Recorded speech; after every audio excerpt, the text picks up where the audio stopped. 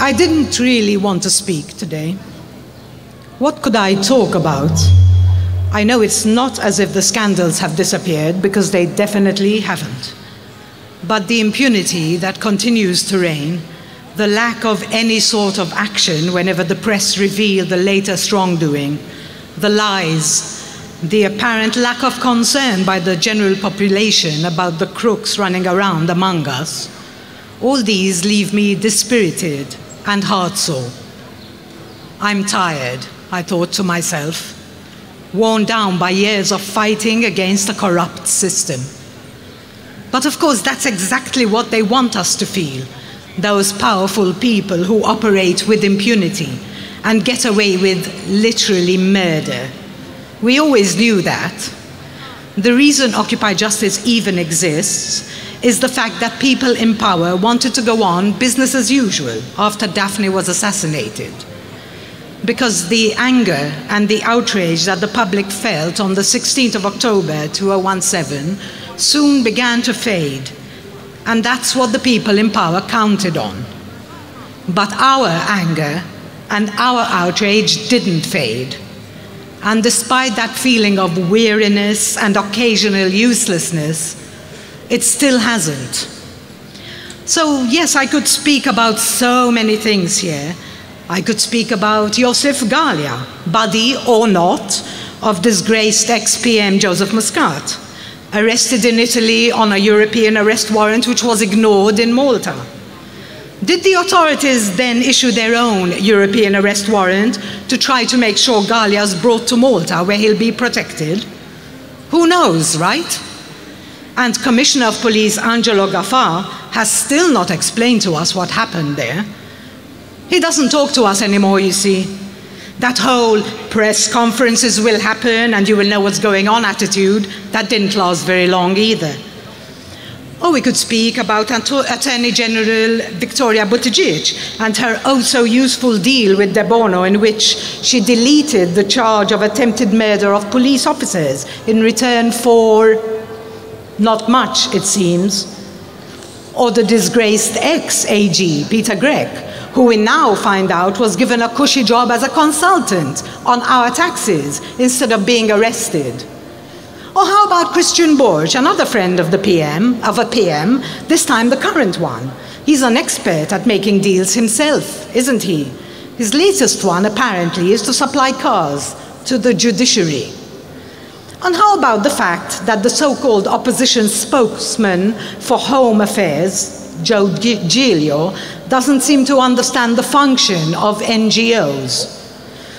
I could talk about the impunity, the total lack of any prosecutions for a whole host of people, Ian Abdillah, Silvia Valletta, Lawrence Kutayar, the owner of Pilates Bank, Joseph Kushkiri, Neville Gaffar, politicians Mitzi, Cardona, Muscat, and on and on and on.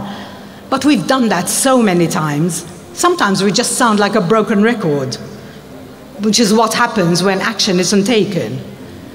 But I don't want to talk about any of those things. I want to talk about Daphne. A few weeks ago, I was invited to dinner by a dear friend of mine. She asked on a group chat for the guests of the dinner whether everyone was okay with ricotta. And one of the other guests said, yes, and even with ircotta, and shared the link to Daphne's famous post, which meant that instead of doing whatever it was I was supposed to be doing at that time, I spent the next hour or so rereading Daphne's replies to the comments under the post. There were 505 comments, 505, under a post about ricotta. And yes, I'm with Daphne on this one, by the way. Ricotta, that's what I think. And that's what I want to talk about. Daphne the writer. Today, I'm not talking about Daphne the journalist, the fearless investigator who revealed so many cases of corruption and wrongdoing, or even Daphne the lover of beauty, the editor of Taste and Flair. Today, I want to remind you about Daphne's wit, her command of the English language, how funny she could be, how entertaining her posts often were. And as I read those comments under the ricotta post, I giggled, I laughed, I snorted, And then I sniffled, because much as I miss her insight into what's going on in the country, I miss her wit and eloquence just as much. Here's one of the comments that made me grin. She wrote, "I hate to disabuse you of your fond notions, but yes, there are errors in usage, spelling, pronunciation, and the rest. And whatever the champions of proletariat speak might say, the fact remains that puncture is wrong. And puncture, spelling and pronunciation, is right. And no, I will not get used to it, nor will thousands of largely silent others. We will refuse en masse to say blackboard, pancher, pirmili, irkotta, slipper, and denfil, and we will know that we are right." In September 2015, Daphne wrote about how One News were reporting that she built an illegal rubble wall to steal public land next to her house, and how One's reporters were trampling all over the farmer next door's fields to take photos of it. And then a few minutes later, she uploaded a post called "Guided Tours of Malta's Most Famous Rubble Wall" this Sunday. I'm going to read the whole post. It's a short one, but this is the Daphne I loved so much. She wrote, "You know how there's not much to do in Malta on a weekend? So I have decided to raise funds for the Find a Cure for Hidura Research Foundation by organizing guided tours with tea and cakes of the most famous rubble wall in Malta.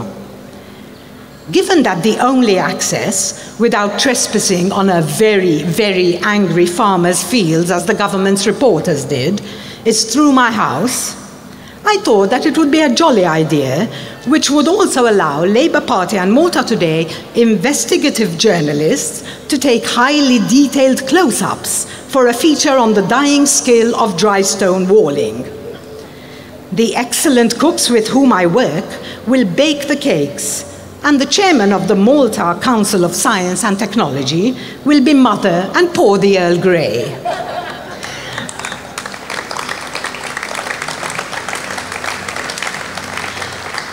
For an extra donation, you will be able to yank his chain and watch him rant and rave while his chihuahua panics. So what do you think? Good idea or what? I love Daphne's posts about grammar, correct use of English, of which she was an expert. In May 2009, she wrote a post called "Slapdash Words for a Slapdash Attitude." And here's a throwaway comment which made me laugh out loud. So according to Labour's maltastar.com, a mandatory burden sharing was passed in the European Parliament. Just like a bowel movement then. And I must remind you about some of Daphne's rules for commenting. No multiple interrogation question marks, because one serves the purpose, don't you think? Question mark, question mark, question mark, question mark, question mark. No exclamation marks at all, single or multiple, unless you think it absolutely necessary after an obvious exclamation like ouch. No ellipses, ... because this one, ... I think, ... should be punishable, ... by shooting at dawn. No references to public figures by their initials, unless they are KMB. And here's another. So she wrote, "I'm going to operate a door policy.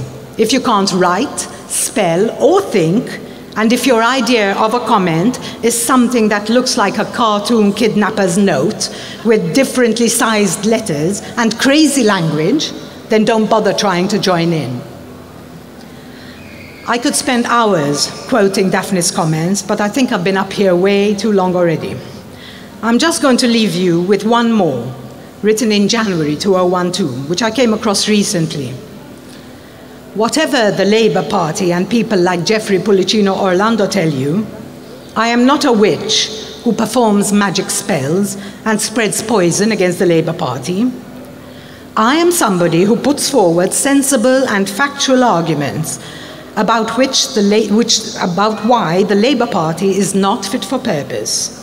There will be the occasional, quite frequent at times like these, joke and mockery, which, because of cultural differences, can be misinterpreted by people like yourselves, who have a very different form of humor, which equally I find alien.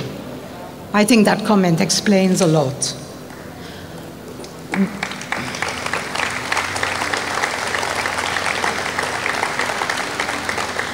We must not forget or let them wear us down. Here's another quote which is not by Daphne. Never stop fighting till the fight is done. Thank you, Daphne. I miss you.